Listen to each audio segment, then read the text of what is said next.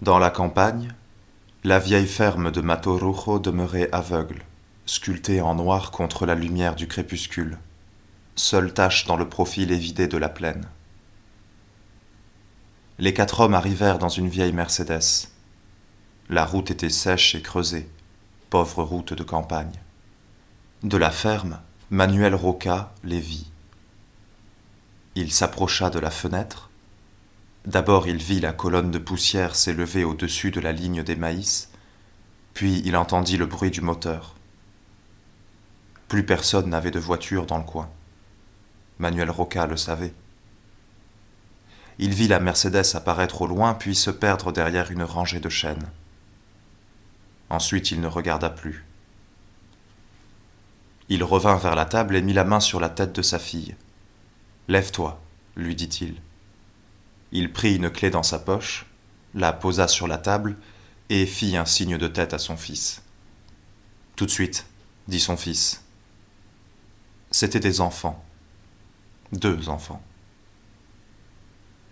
Au carrefour du torrent, la vieille Mercedes évita la route pour la ferme et poursuivit vers Alvarez, feignant de s'éloigner. Les 4 hommes roulaient sans parler. Celui qui conduisait avait un genre d'uniforme. L'autre homme, assis devant, avait un costume couleur crème, bien repassé. Il fumait une cigarette française. « Ralentis, » dit-il. Manuel Roca entendit le bruit s'éloigner vers Alvarez. Il croit tromper qui, pensa-t-il. Il vit son fils revenir dans la pièce avec un fusil à la main et un autre sous le bras. « Pose-les là, » dit-il. Puis il se tourna vers sa fille. « Viens, Nina, n'aie pas peur, viens ici. » L'homme élégant éteignit sa cigarette sur le tableau de bord de la Mercedes, puis dit à celui qui conduisait de s'arrêter. « Ici, ça va, » dit-il. « Et fais taire ce truc infernal. » On entendit le bruit du frein à main, comme une chaîne qu'on laisse tomber dans un puits. Et puis plus rien. La campagne semblait engloutie dans une quiétude incurable. Valait mieux aller directement chez lui, dit l'un des 2 types assis derrière. Maintenant il aurait le temps de se sauver, dit-il. À la main, il avait un pistolet. C'était juste un gosse. On l'appelait Tito. Il ne se sauverait pas, dit l'homme élégant. Il en a plein le cul de se sauver. On y va. Manuel Roca déplaça les panières remplies de fruits, se pencha, souleva le couvercle caché d'une trappe et jeta un coup d'œil à l'intérieur.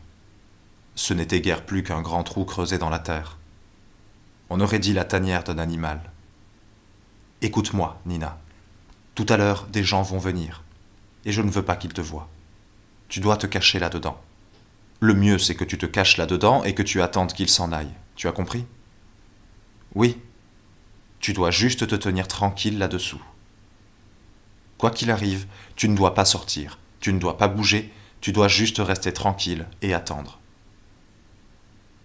Tout ira bien. Oui. Écoute-moi. Il est possible que je doive m'en aller avec ces messieurs. Toi, tu ne sors pas jusqu'au moment où ton frère viendra te chercher, tu as compris ? Ou jusqu'au moment où tu entendras qu'il n'y a plus personne et que tout est fini. Oui. Tu dois attendre qu'il n'y ait plus personne. N'aie pas peur, Nina. Il ne peut rien t'arriver, d'accord ? Oui. Donne-moi un baiser. La petite fille posa les lèvres sur le front de son père. Son père lui passa la main dans les cheveux. Tout ira bien, Nina. Puis il resta là comme s'il avait encore quelque chose à dire ou à faire. Ce n'était pas ce que je voulais, dit-il. N'oublie jamais que ce n'était pas ce que je voulais. La petite fille chercha instinctivement dans les yeux de son père quelque chose qui l'aide à comprendre. Elle ne vit rien. Son père se pencha vers elle et l'embrassa sur les lèvres. « Vas-y maintenant, Nina. Allez, descends là-dessous. » La petite fille se laissa tomber dans le trou. La terre était dure et sèche. Elle s'y coucha. « Attends, prends ça. » Son père lui tendit une couverture. Elle l'étala sur la terre, puis se coucha à nouveau. Elle entendit son père qui lui disait quelque chose, puis vit le volet de la trappe qui s'abaissait. Elle ferma les yeux et les rouvrit. par les fentes du plancher filtraient des lames de lumière. Elle entendit la voix de son père qui continuait de lui parler. Elle entendit le bruit des panières qu'on traînait sur le plancher. Tout devint plus noir là-dessous. Son père lui demanda quelque chose, elle répondit. Elle s'était couchée sur le côté. Elle avait replié ses jambes et se tenait là, pelotonnée, comme si elle était dans son lit, avec rien d'autre à faire que s'endormir et rêver. Elle entendit son père lui dire encore quelque chose avec douceur, penché sur le plancher, puis elle entendit un coup de feu et le bruit d'une fenêtre qui se brisait en mille morceaux. « Roca! Sors de là, Roca! Fais pas le con et sors !» Manuel Roca regarda son fils. Il rampa vers lui en faisant attention de ne pas se retrouver à découvert. Il s'étira pour attraper le fusil sur la table. « Ôte-toi de là, bon Dieu! Va te cacher dans le bûcher, ne sors pas! Ne fais pas de bruit, ne fais rien! Emporte le fusil et laisse-le charger! » L'enfant le fixait sans bouger. « Bouge-toi! Fais ce que je t'ai dit !» Mais l'enfant fit un pas vers lui. Nina entendit une grêle de coups de feu balayer la maison au-dessus d'elle. Poussière et morceaux de verre qui descendaient jusqu'à elle par les fentes du plancher. Elle ne bougea pas. Elle entendit une voix qui criait dehors. « Alors, Roca, on doit venir te chercher ? Je te parle, Roca. Je dois venir te chercher ?» L'enfant était resté debout, à découvert. Il avait pris son fusil mais le gardait baissé. Il le balançait d'avant en arrière, serré dans sa main. « Va-t'en !» lui dit son père. « Tu m'entends ? Va-t'en d'ici !» L'enfant s'approcha de lui. Ce qu'il voulait, c'était s'agenouiller par terre et que son père le prenne dans ses bras. Il imaginait quelque chose dans ce genre. Son père pointa le fusil sur lui. Il parla à voix basse, mais avec férocité. « Va-t'en, ou c'est moi qui te tue. » Nina entendit de nouveau la voix. « Dernier avertissement, Roca !» Une rafale balaya toute la maison, dans un sens puis dans l'autre comme un pendule, comme si elle n'allait jamais s'arrêter. Dans un sens, puis dans l'autre, comme la lumière d'un phare. Nina ferma les yeux. Elle s'aplatit contre la couverture et se pelotonna plus encore, remontant haut ses genoux jusqu'à sa poitrine. Elle aimait bien se mettre comme ça. Elle sentait la terre fraîche sous elle qui la protégeait. Elle ne pouvait pas la trahir. Et elle sentait son propre corps rassemblé, ramassé sur lui-même comme un coquillage. C'est ça qu'elle aimait. Elle était carapace et animale, à soi-même un refuge. Elle était tout. Pour elle-même, elle était tout. Rien ne pouvait lui faire de mal tant qu'elle resterait dans cette position. Elle rouvrit les yeux et pensa « Ne bouge pas, tu es heureuse. » Manuel Roca vit son fils disparaître derrière la porte, puis il se releva juste assez pour jeter un coup d'œil par la fenêtre. « Ça va, pensa-t-il. » Il changea de fenêtre, se releva, visa rapidement et tira. L'homme au costume crème jura et se jeta par terre. « Regarde un peu ce fumier !» dit-il, hochant la tête. « Regarde un peu cette pute !» Il entendit 2 autres coups de feu arriver de la ferme. Puis il entendit la voix de Manuel Roca. « Va te faire foutre, Salinas !» L'homme au costume crème cracha par terre. « Vas-y toi-même, fumier !» Il jeta un coup d'œil vers sa droite et vit El Gouré qui ricanait, aplati derrière un tas de bois. Il lui fit signe de tirer. El Gouré continuait à ricaner. Il tenait son fusil mitrailleur dans sa main droite et cherchait de la main gauche une cigarette dans sa poche de poitrine. Il n'avait pas l'air pressé. Il était petit et maigre, avait sur la tête un chapeau crasseux et aux pieds une paire de brodequins énormes. Il regarda Salinas, trouva la cigarette, la mit entre ses lèvres. On l'appelait El Gouré. Il se releva et se mit à tirer. Nina entendit la rafale balayer la maison au-dessus d'elle, puis le silence, et tout de suite après une autre rafale, plus longue. Elle avait les yeux ouverts, elle regardait les fentes du plancher, elle regardait la lumière et la poussière qui venaient de là. Par moments, elle voyait une ombre passer, et c'était son père. Salinas rampa jusqu'à El Gouré, derrière les bûches. Combien de temps il va mettre pour entrer à l'intérieur, Tito? El Gurre haussa les épaules. Il continuait de ricaner. Salinas lança un coup d'œil à la ferme. Nous, d'ici, on pourra jamais entrer. Ou il y arrive, ou on est dans la merde. El Gurre alluma sa cigarette. Puis il dit que le gosse était un malin et qu'il y arriverait, qu'il savait ramper comme un serpent et qu'il fallait lui faire confiance. Puis il dit « Maintenant on va faire un peu de bruit ». Manuel Roca vit El Gurre jaillir de derrière le tas de bois et se jeta par terre. La rafale arriva, exacte, prolongée. « Je dois partir d'ici », pensa-t-il. Les munitions, d'abord les munitions, puis ramper jusqu'à la cuisine, et de là directement par les champs. Est-ce qu'ils ont mis quelqu'un aussi derrière la maison? Il n'est pas idiot, El Gurre. Il a dû mettre quelqu'un aussi là-bas. Mais ça tire pas de ce côté-là. S'il y avait quelqu'un, ça tirerait. C'est peut-être pas El Gurre qui commande. C'est peut-être ce pétochard de Salinas.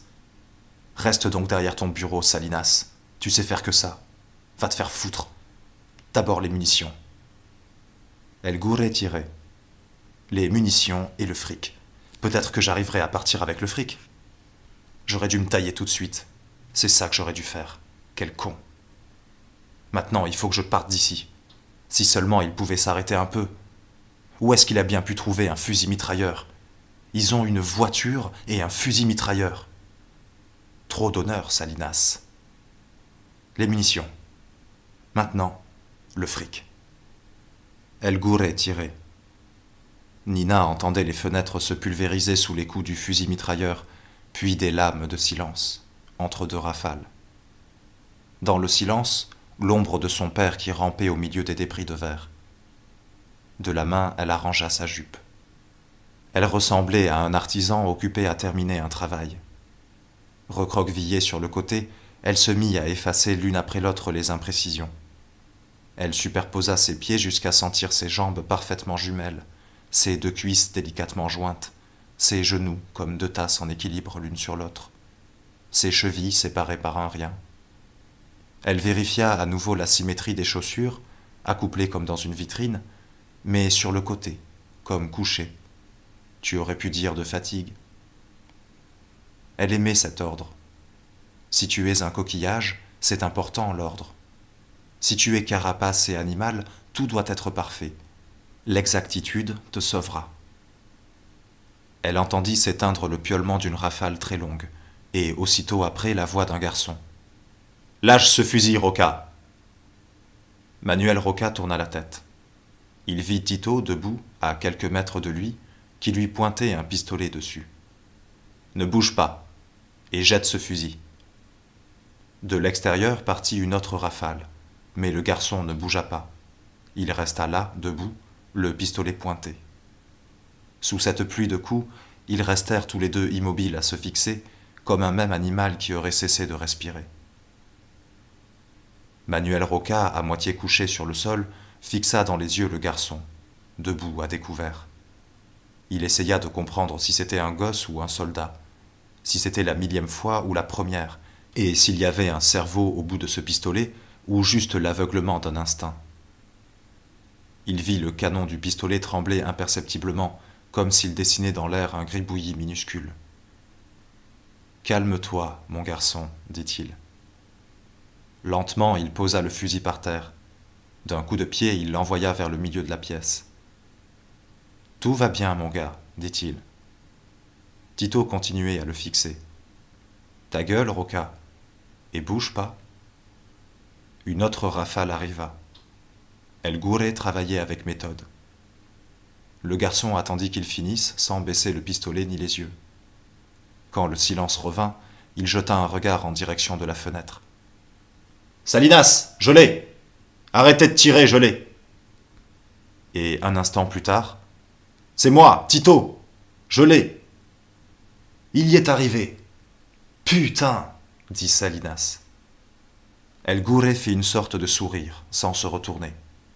Il était en train d'examiner le canon de son fusil mitrailleur comme s'il se l'était taillé lui-même, pendant les heures vides, dans une branche de sureau. Tito les chercha dans l'encadrement de la fenêtre. Lentement, Manuel Roca se releva juste assez pour pouvoir s'appuyer du dos au mur. Il pensa au pistolet qui reposait contre sa hanche, glissé dans son pantalon. Il essaya de se rappeler s'il était chargé, l'effleura de la main. Le garçon ne s'aperçut de rien. « Allons-y, dit Salinas. » Ils firent le tour du tas de bûches et se dirigèrent droit vers la ferme. Salinas marchait légèrement courbé, comme il avait vu faire dans les films. Il était ridicule, comme tous les hommes qui combattent, sans s'en rendre compte.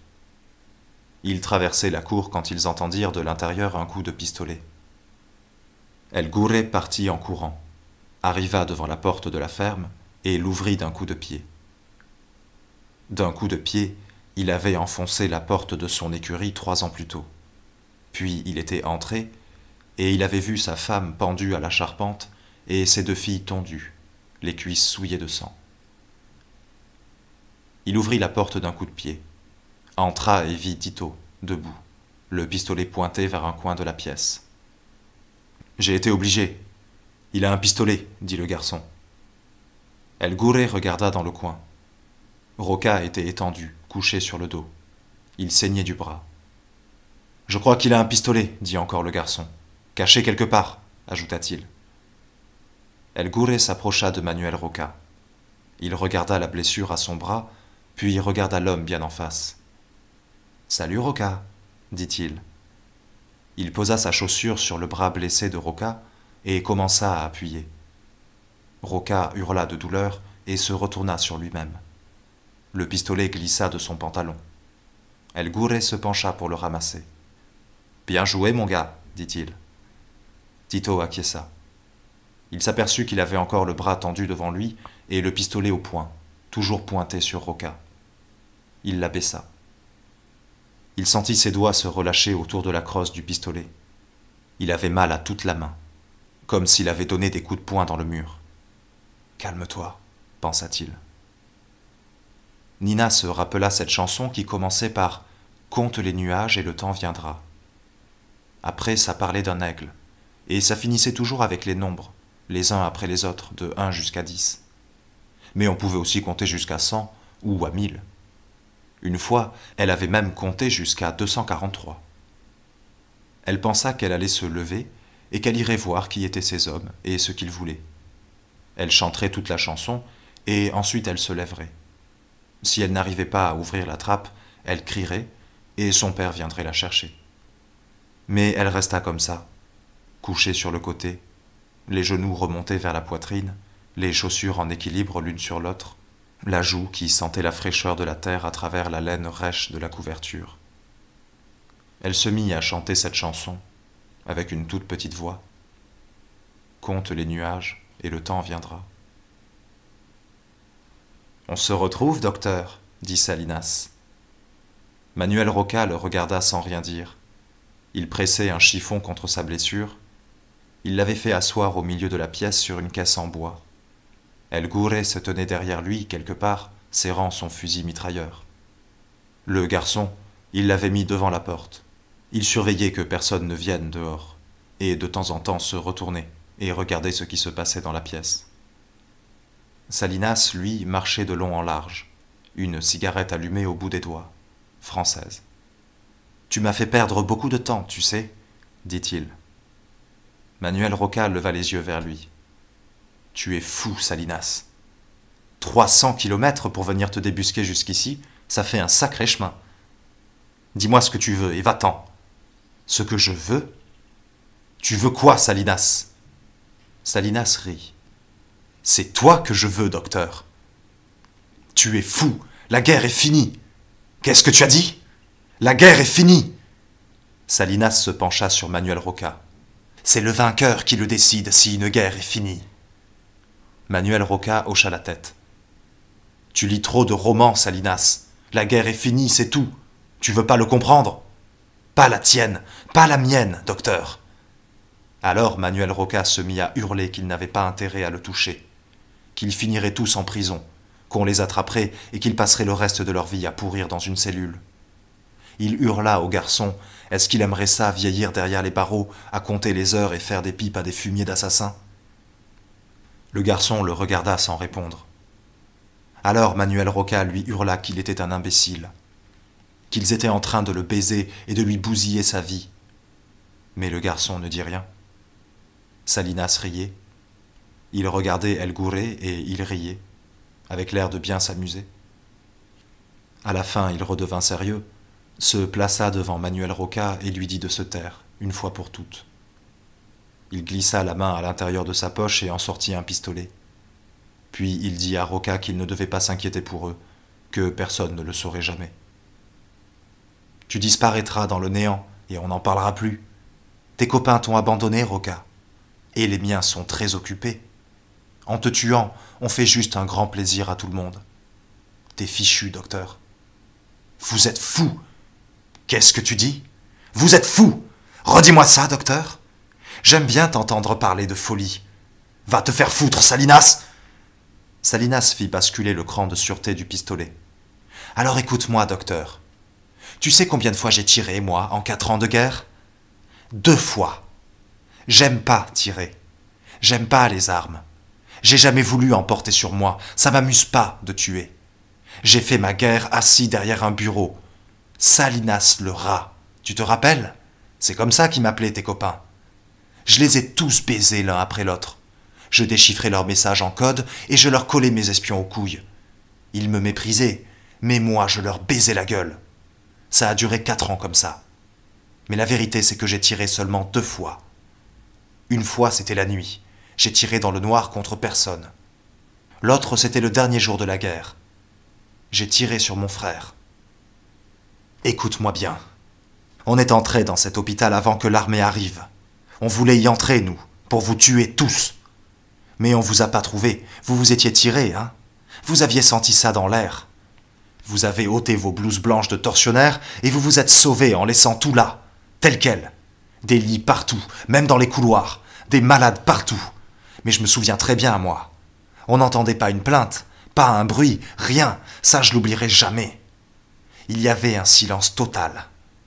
Toutes les nuits de ma vie, je continuerai à entendre ça. Un silence total. C'étaient nos copains, là, dans les lits. Et nous, on venait les libérer, on venait les sauver.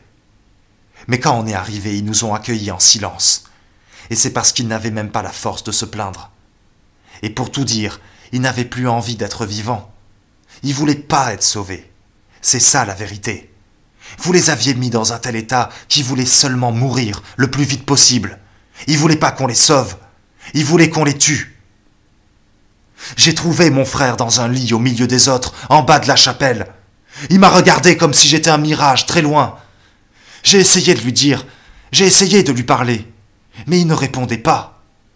Je ne savais même pas s'il me reconnaissait. Je me suis penché sur lui, je l'ai supplié de me répondre. Je lui ai demandé de me dire quelque chose. Il avait les yeux exorbités, la respiration lente, quelque chose qui ressemblait à une très longue agonie. J'étais penché sur lui quand j'ai entendu sa voix dire « Par pitié », très lentement, avec un effort surhumain.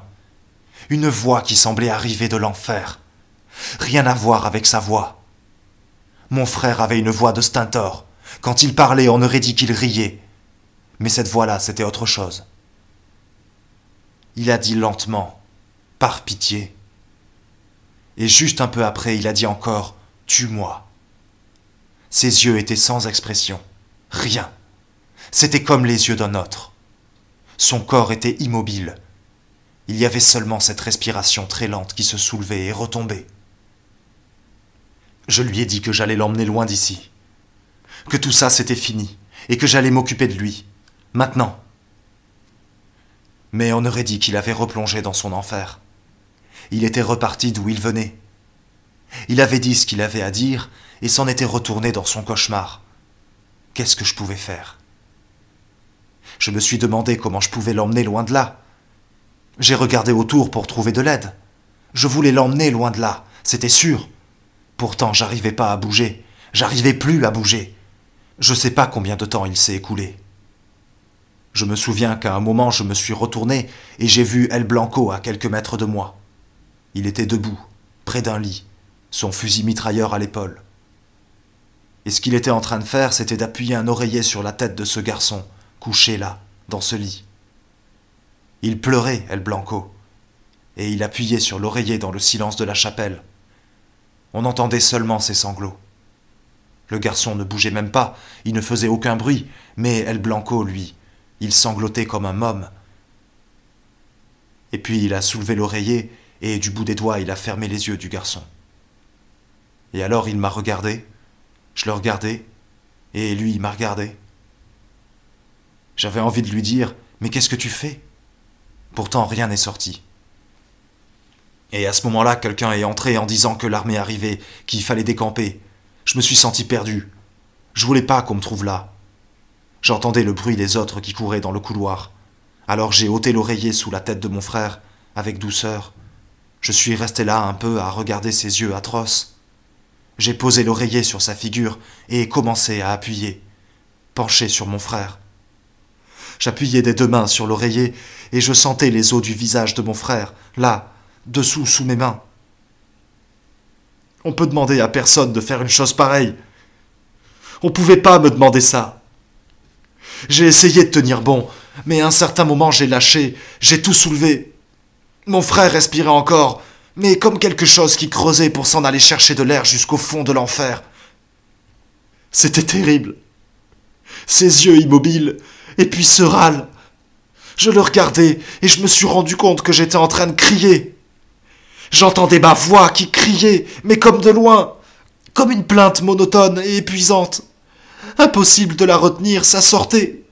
Je criais encore quand je me suis rendu compte qu'El Blanco était là, près de moi. Il disait rien, mais il me tendait un pistolet. Et moi je continuais à crier. Et tout le monde se sauvait. Et nous deux encore à l'intérieur.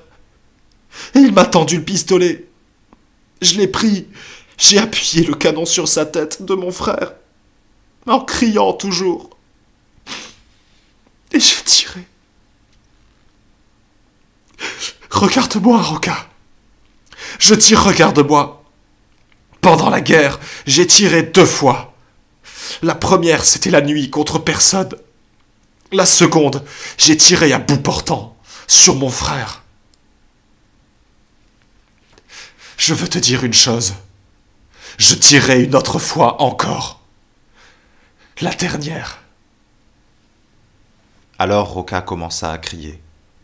J'ai rien à voir avec ça, moi. T'as rien à voir avec ça? J'ai rien à voir avec l'hôpital. Putain, mais qu'est-ce que tu racontes? Je faisais ce qu'on m'ordonnait. J'étais pas là, moi, quand... Bordel, mais qu'est-ce que tu racontes? Je le jure, moi, C'était ton hôpital à toi, fumier. Mon hôpital? C'était ton hôpital. Et toi, tu étais le médecin qui les soignait. Et tu les as tués. T'en as fait de la charpie. Eux, ils te les envoyaient. Et toi, t'en faisais de la charpie. Moi? J'ai jamais... Ta gueule! Je le jure, Salinas, ta gueule! J'ai pas... Ta gueule! Salinas appuya le canon du pistolet sur le genou de Roca. Puis il tira. Le genou explosa comme un fruit pourri. Roca retomba en arrière et se recroquevilla sur le sol en hurlant de douleur. Salinas était au-dessus de lui, debout, pointant son pistolet sur lui et continuait à crier. « Je vais te tuer, t'as compris? Je suis en train de te tuer, fumier! Je suis en train de te tuer !» El Gouré fit un pas en avant. Le garçon sur le seuil regardait sans rien dire. Salinas criait. Il avait son costume couleur crème tout éclaboussé de sang. Il criait d'une drôle de voix stridente. On aurait dit qu'il pleurait, ou qu'il n'arrivait plus à respirer. Il hurlait qu'il allait le tuer. Et puis ils entendirent tous une voix improbable dire quelque chose doucement. « Allez-vous-en !» Ils se retournèrent et virent un enfant, debout, de l'autre côté de la pièce. Il avait un fusil à la main et le tenait pointé sur eux. Il dit encore une fois doucement « Allez-vous-en !» Nina entendit la voix rauque de son père qui râlait de douleur, puis elle entendit la voix de son frère. Elle se dit que quand elle sortirait de là, elle irait voir son frère pour lui dire qu'il avait une très belle voix. Parce que vraiment, elle la trouvait très belle. Tellement propre et infiniment enfantine, cette voix qu'elle avait entendue murmurer lentement « Allez-vous-en !» Putain! Mais qui? C'est le fils, Salinas. Putain! Mais qu'est-ce que tu dis? C'est le fils de Roca, dit El Gouré. Salinas jura entre ses dents, se mit à hurler qu'il ne devait y avoir personne. Là. Il devait y avoir personne ici! C'est quoi cette histoire? Vous disiez qu'il y avait personne! Il criait, et il ne savait pas où pointer son pistolet. Il regardait El Gouré, puis le garçon, et pour finir regarda l'enfant avec le fusil, et lui hurla qu'il était un foutu imbécile, et qu'il ne sortirait pas de là vivant s'il ne posait pas tout de suite ce damné fusil. L'enfant resta silencieux, et ne baissa pas le fusil. Alors Salinas cessa de crier. De lui sortit une voix calme et féroce. Il dit à l'enfant que maintenant il savait quel genre d'homme était son père. Maintenant il savait que c'était un assassin, qu'il avait tué des dizaines de personnes. Quelquefois il les empoisonnait à petit feu avec ses médicaments, mais certains il les avait tués en leur ouvrant la poitrine et en les laissant mourir là. Il dit à l'enfant qu'il avait vu de ses propres yeux des gosses sortir de cet hôpital avec la cervelle brûlée. C'était à peine s'ils pouvaient marcher. Ils ne parlaient pas, ils étaient devenus comme débiles. Il lui dit que son père, on l'appelait la hyène, et c'était ses propres copains qui l'appelaient comme ça, la hyène, et ça les faisait rigoler. Roca râlait par terre. Il commença à murmurer doucement au secours, comme de loin. Au secours, au secours, au secours. Une litanie. Il sentait la mort arriver. Salinas ne le regarda même pas. Il continuait à parler à l'enfant. L'enfant écoutait, immobile. Pour finir, Salinas lui dit que c'était comme ça, et que c'était trop tard pour faire quoi que ce soit, même pour tenir un fusil. Il le regarda dans les yeux, avec une fatigue infinie, et lui demanda s'il avait compris qui était cet homme, s'il l'avait compris vraiment. De la main, il montrait Roca. Il voulait savoir si l'enfant avait compris qui c'était. L'enfant rassembla tout ce qu'il savait et ce qu'il avait compris de la vie. Il répondit « C'est mon père ». Puis il tira, un seul coup, dans le vide. El Gouré répondit instinctivement. La rafale souleva l'enfant de terre et l'envoya contre le mur, dans une bouillie de plomb, de sang et d'os. Comme un oiseau frappé en vol, pensa Tito. Salinas se jeta à terre. Il se retrouva couché près de Roca. Pendant un instant, les deux hommes se regardèrent dans les yeux. De la gorge de Roca sortit un hurlement sourd, épouvantable. Salinas recula brusquement, en se traînant sur le plancher. Il se tourna sur le dos pour ne pas avoir les yeux de Roca sur lui. Se mit à trembler tout entier. Il y avait un grand silence tout autour, sauf ce hurlement atroce.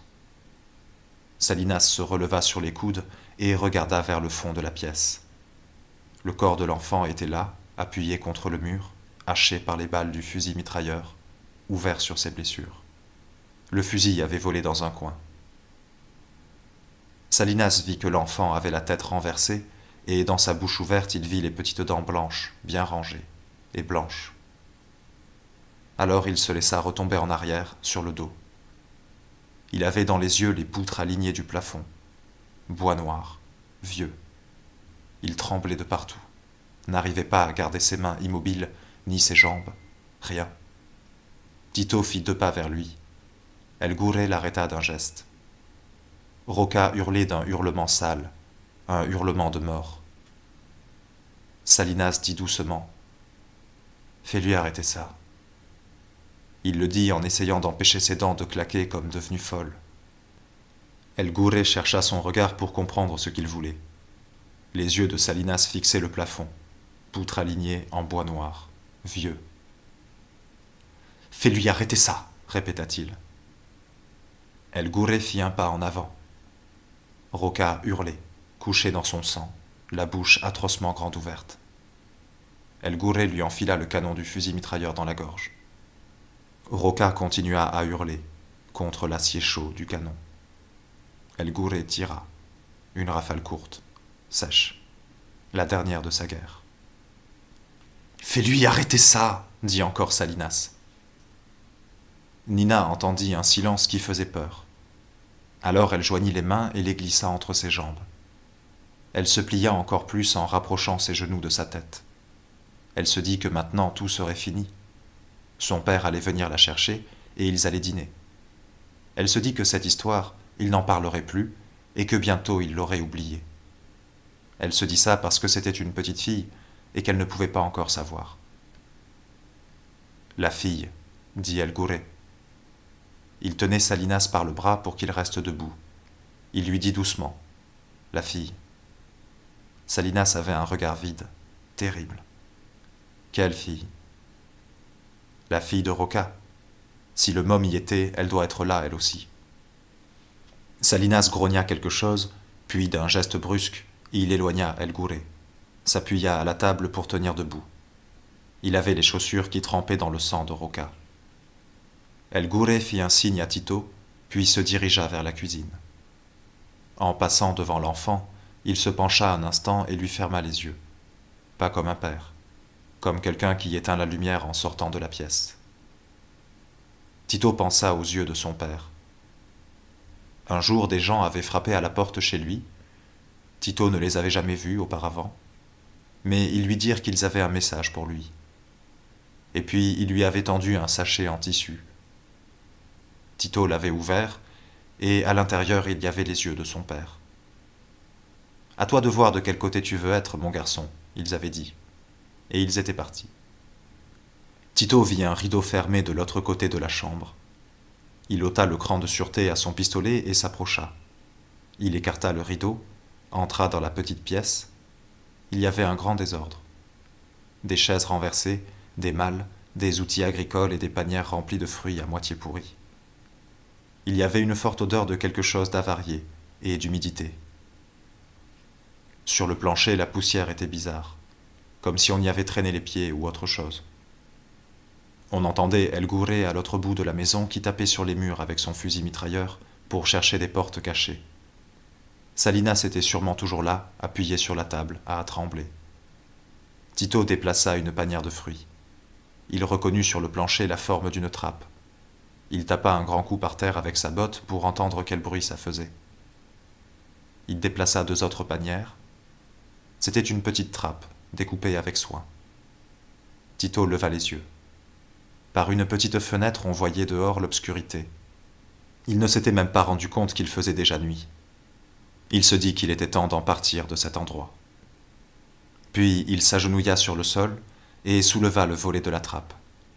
Il y avait une petite fille, là, au fond, pelotonnée sur le côté, les mains cachées entre ses cuisses, la tête légèrement pliée en avant vers les genoux. Elle avait les yeux ouverts. Tito pointa son pistolet sur la petite fille. « Salinas !» cria-t-il. La petite fille tourna la tête et le regarda. Elle avait des yeux noirs, découpés bizarrement. Elle le regardait sans aucune expression. Elle avait les lèvres entr'ouvertes et respirait tranquillement. C'était un animal dans sa tanière. Tito sentit revenir en lui la sensation 1000 fois éprouvée en trouvant cette position exacte dans la tiédeur des draps ou sous le soleil d'après-midi, enfant. Les genoux bien pliés, les mains entre les jambes, les pieds en équilibre, la tête légèrement pliée vers l'avant pour fermer le cercle. Seigneur, comme c'est beau, pensa-t-il. La peau de la petite fille était blanche et le contour de ses lèvres parfait. Ses jambes sortaient d'une petite jupe rouge et elle faisait ça comme dans un dessin. Tout était tellement ordonné, tout était tellement accompli, exact. La petite fille tourna à nouveau la tête dans la position précédente. Elle la plia un peu plus vers l'avant pour fermer le cercle. Tito se rendit compte que personne ne lui avait répondu de l'autre côté du rideau. Du temps s'était sans doute écoulé. Pourtant, personne n'avait répondu. On entendait El Gouré qui tapait avec son fusil mitrailleur sur les murs de la maison. Un bruit sourd, méticuleux. Dehors, il faisait nuit. Il baissa le volet de la trappe, lentement. Il resta là encore un peu, agenouillé, regardant si on voyait la petite fille à travers les fentes du plancher. Il aurait voulu réfléchir, mais il n'y arrivait pas. Quelquefois, on est trop fatigué pour ça.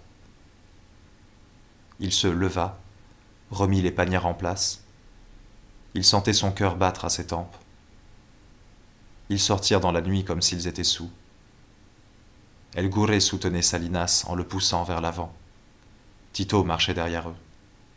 Ils firent quelques dizaines de mètres sans échanger une parole. Puis Salinas dit quelque chose à El Gouré, et El Gouré revient en arrière vers la ferme. Il ne semblait pas très convaincu, mais il revint en arrière. Salinas s'appuya sur Tito et lui dit de marcher.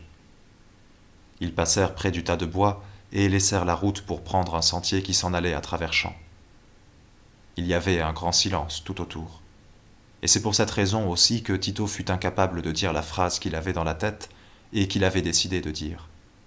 Il y avait encore une petite fille là-bas. Il était fatigué, et le silence était trop grand.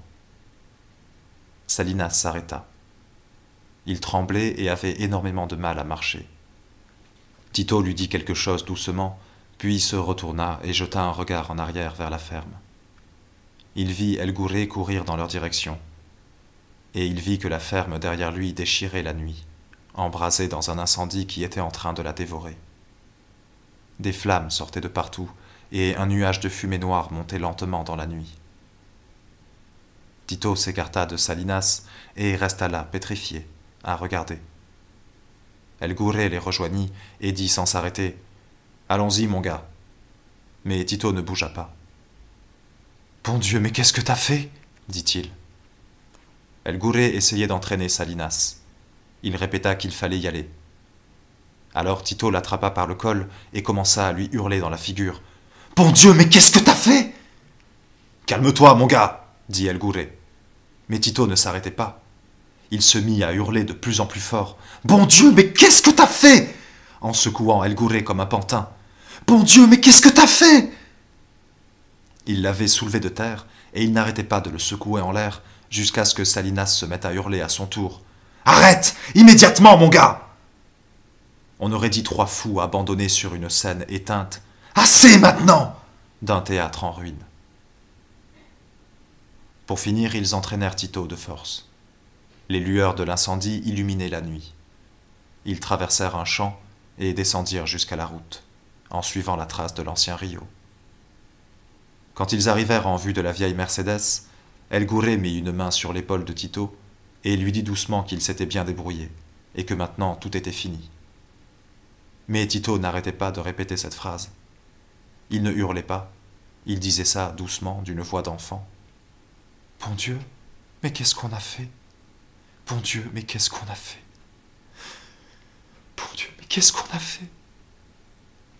Dans la campagne, la vieille ferme de Matorujo demeurait aveugle, sculptée en rouge flamme contre l'obscurité de la nuit, seule tache dans le profil évidé de la plaine. 3 jours plus tard, un homme arriva à cheval à la ferme de Matorujo. Il était habillé en haillons et sale de partout. Le cheval était un vieux bourrin, rien que la peau sur les os. Il avait quelque chose aux yeux, et les mouches tournaient autour du liquide jaune qui lui coulait le long du museau.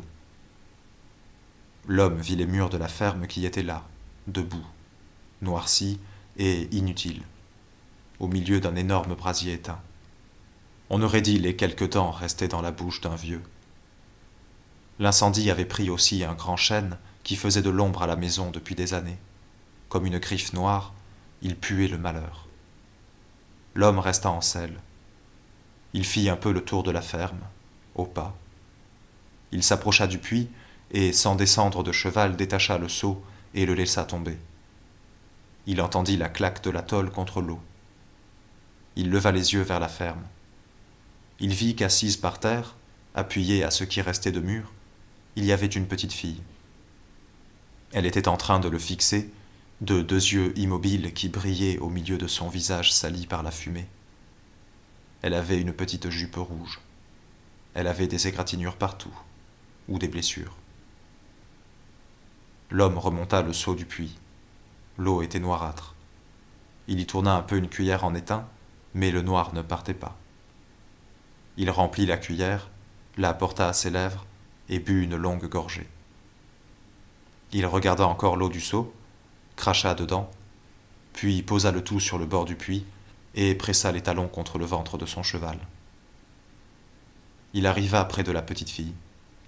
Elle leva la tête pour le regarder. Elle semblait n'avoir rien à dire. L'homme l'examina un peu, les yeux, les lèvres, les cheveux. Puis il lui tendit la main. Elle se leva, attrapa la main de l'homme et se laissa soulever pour monter en croupe derrière lui. Le vieux bourrin se réajusta sur ses pattes. Il lança le museau en l'air 2 fois. L'homme fit un drôle de bruit avec sa bouche et le cheval se calma.